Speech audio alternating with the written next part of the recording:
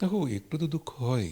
কারণ আমি সবসময় চাই যে শিল্প সংস্কৃতি যেন রাজনীতির দ্বারায় আক্রান্ত না হয়, কোনোভাবেই যেন আক্রান্ত না হয়।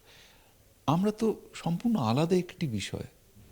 তো আমাদের সঙ্গে তো রাজনীতির যোগ থাকা কোনো কথা নয়, বাঞ্ছনীয় নয়, এবং সেটা তারা শুধু আমাদের টার্গেট করছেন রাজনৈতিক ফায়দা লোটার জন্য, সেটাও তো উচিত নয়। আজকে জেমসের মতো একজন প্রথিতযশা শিল্পী, যার শুধু দুই বাংলায় ফ্যান কেন, সারা ভারতবর্ষ, উনি হিন্দি গানও গেয়েছেন। ওনার যে গানটি উনি গেয়েছেন সেটা এখনও অনেক মানুষ সারা দেশ জুড়ে শোনেন। তিনি তো একটা তাদের দেশের আইকন। তাকে এই অপমানটা সহ্য করতে হবে? এটা কি হচ্ছে?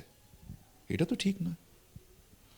আমি সবসময় চাই যেন শিল্প সংস্কৃতির সঙ্গে আর কোনো কিছুর বিরোধ না বাঁধে। আমরা মানুষকে বিনোদন দিতে এসেছি, মানুষকে আনন্দ দিতে এসেছি।